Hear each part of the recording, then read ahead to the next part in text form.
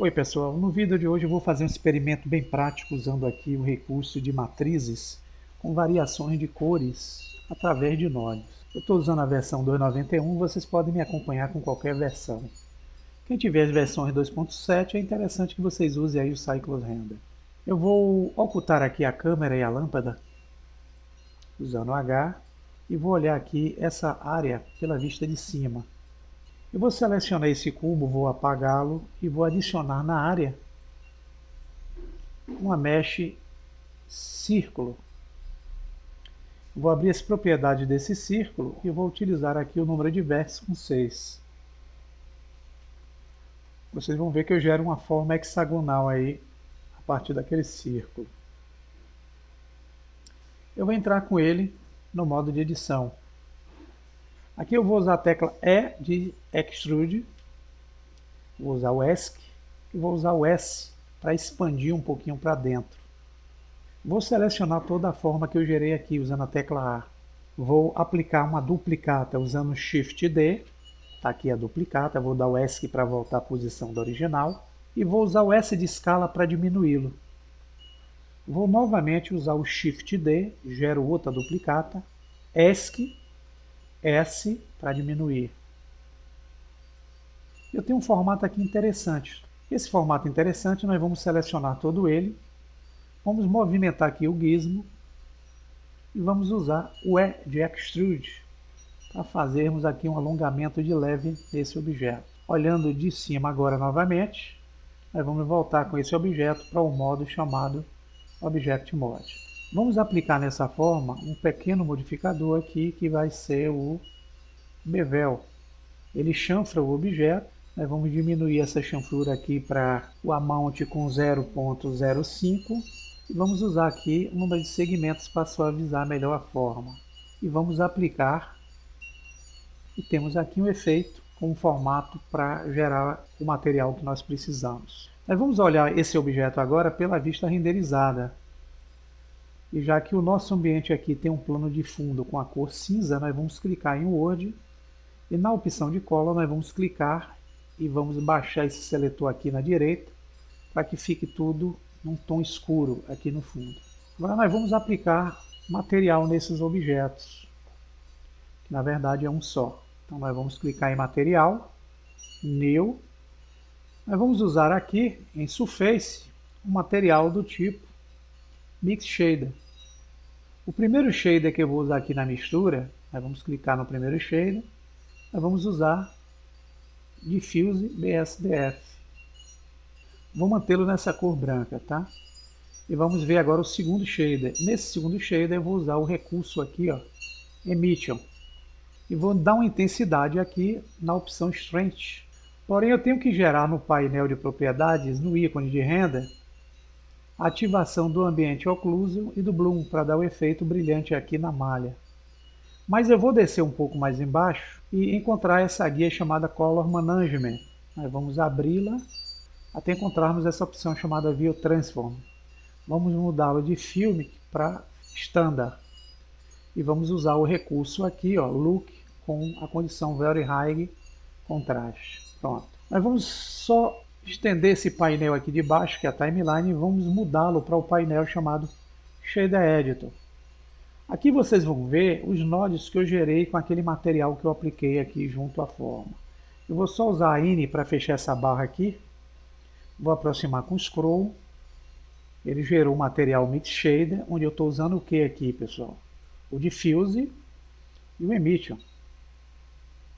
Aqui no node, ó, eu dou maior ou menor intensidade no efeito. Eu vou adicionar alguns nodes aqui para gerar a multivariação de cores que eu preciso aqui. Então eu vou usar inicialmente o node do tipo Input Layer Weight, que é o peso de camada. Vou deixá-lo aqui e vou conectar a saída Fresnel dele com a entrada Factor do Mix Shader. Vou acrescentar outro material, que vai ser um material de cor do tipo Resaturation, que é a saturação de cores. Vou deixá-lo aqui embaixo e vou conectar a saída Color dele com a entrada Color do Diffuse BSDF e com a entrada Color do Emission. Vamos gerar o último node aqui para o efeito que precisamos. Vamos usar um Input do tipo ObjectInf. E agora o que nós vamos fazer é conectar a saída random dele com o Hue Saturation aqui. Agora, para gerar o efeito que eu preciso, eu vou abrir o seletor de cores do Hue Saturation e posso alterar aqui para uma cor inicial que eu queira dar aí no efeito. Vou deixá-lo aqui mais ou menos nesse valor. Aqui eu vou controlar a saturação para dar mais intensidade, diminuir um pouquinho esse valor para gerar esse efeito aí que vocês estão vendo. Aí fica ao critério de vocês fazerem esse controle ou selecionarem a cor que vocês queiram dar inicial no processo. Eu vou usar esse aqui. E eu posso agora fechar esse painel de baixo. Vou voltar àquele modo timeline. Agora vamos aplicar os modificadores para gerar aí o efeito interessante que nós precisamos. Então eu vou aplicar nessa forma um modificador Array. Ele já vai estender aqui uma matriz em direção ao eixo X, porque se vocês notarem, nas configurações do Array, eu estou usando o factor X com 1. Se eu aumentar aqui, ó, ele vai estendendo e gerando outras matrizes a partir desse count aqui. Vou deixá-lo aqui com 12, aqui é suficiente. Eu vou aplicar e vou adicionar outro array. Ele vai manter o mesmo encaminhamento do anterior, gerando a matriz pelo eixo X, mas eu vou fazer uma alteração aqui. Eu vou deixar o X em 0 e vou deixar o Y em 1. Então eu faço com que essas matrizes venham para cima. Mas eu quero fazer uma distorção aqui, fazendo com que essas matrizes de cima ela tenha um deslocamento. Eu vou precisar usar esse aqui, constante offset.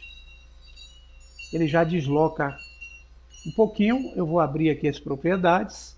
Eu vou encostar o cursor aqui no eixo X, pressionar o botão esquerdo do mouse e arrastá-lo de leve aqui para a esquerda, fazendo com que essa pontinha aqui, ó, coincida com esse ponto que está aqui. E vou usar aqui o eixo Y, da mesma forma, encostando o cursor do mouse, pressionando o botão esquerdo, vindo para a esquerda, eu consigo baixar um pouquinho mais. Então, gerado esse deslocamento, eu vou aumentar o número de contadores. Aí eu posso botar quantos contadores eu quiser. E tendo feito o processo, eu aplico Array. Eu posso aplicar agora, nessa forma por um todo, o modificador Edge Split. E aplico. Toda essa forma, eu vou entrar no modo Edit Mode e vou separar, selecionando todos eles. Eu vou usar o atalho P, onde eu aciono o recurso Separate, e vou selecionar todos esses objetos por partes, selecionando o By Loose Parts. Selecionado, vocês vão ver que eu vou ter uma multivariação de cores aqui junto aos objetos. Eu volto para o Object Mode. Aqui agora eu posso usar a mãozinha, aproximar com o scroll, clicando fora. Eu posso voltar lá no shader e variar usando aquelas opções aqui, ó, que vocês vão encontrar, que pode ser a força, para dar maior intensidade aí no emission, ou diminuir essa força. E posso utilizar recursos aqui para dar efeitos mais vívidos ou menos intensos aí junto ao nosso recurso. Para gerar a renderização dessa cena, eu posso enquadrar pelo meu ponto de vista. Como é que eu faço isso? Com a câmera ativa, eu vou acionar aqui o View, Align View, Align Active Camera to View. Eu jogo a cena a partir do ângulo de vista da câmera. Se eu der o Render, nossa câmera vai pegar essa tomada aí do efeito que nós geramos junto ao nosso ambiente. Com o enquadramento da câmera pronto, nós vamos agora sair da vista de câmera, clicando no ícone de câmera. Nós vamos agora gerar um efeito dinâmico aqui dessas formas criadas através do uso dos seus pontos de origem. Todos os objetos aqui foram separados, porém o ponto de origem de cada elemento desse continua aqui, ó, nesse elemento onde eu estou passando o mouse. Ou seja, qualquer rotação de qualquer objeto desse aqui que eu selecione separado, estará vinculado ao ponto de origem que está nessa posição. Então é necessário que eu uso o botão direito do mouse, eu vou selecionar todos os objetos com a tecla A.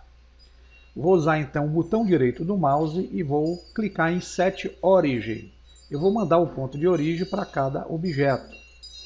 Quando eu clicar aqui, percebam que cada objeto agora vai ter o seu próprio ponto de origem, já não vinculado a esse objeto aqui. Agora, para poder facilitar o nosso entendimento, aqui em cima eu vou utilizar o recurso chamado Individual Origins. Para quê?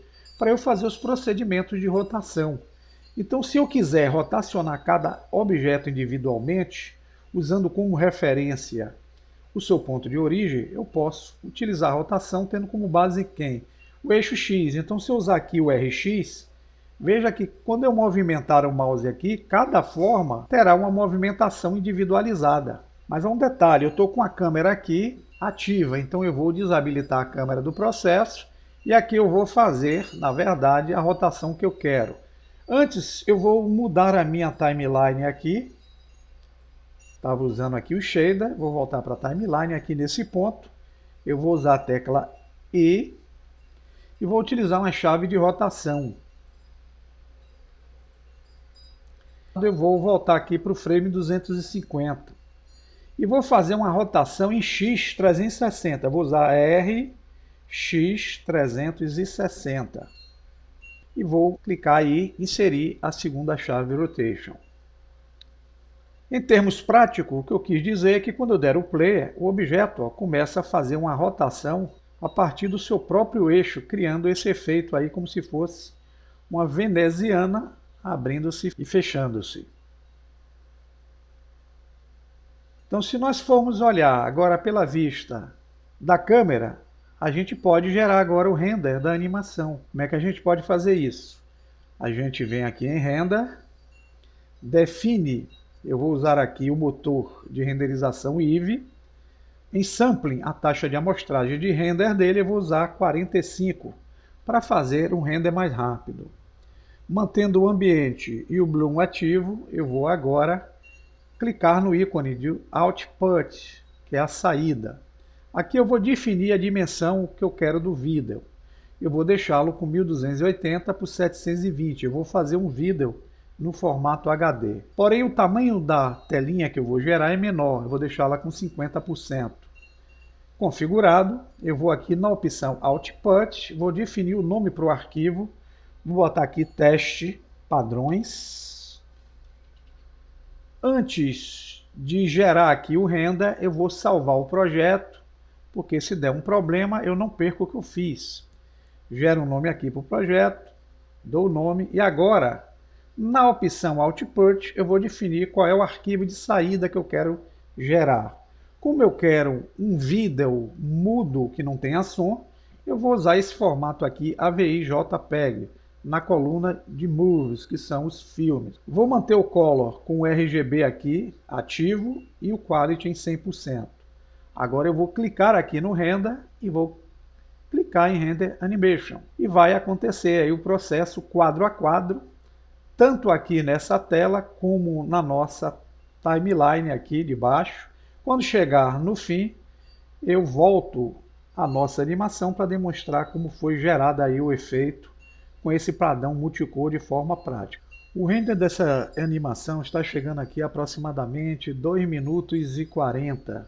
Isso vai depender de máquina para máquina. Se você tiver uma máquina com melhor memória e uma placa gráfica melhor, você vai ter um processo mais rápido. Então, finalizado aqui o processo, eu vou fechar aqui a nossa janela e vou em Render, clicar em View Animation, ou então usar o Ctrl F11 para gerar o efeito aí, ó, da nossa animação de veneziana com padrões multicores. Os recursos estão aí oferecidos, vocês podem explorar bastante. A criatividade vai fazer com que vocês possam semear e colher bons resultados. Bom trabalho e até o próximo tutorial.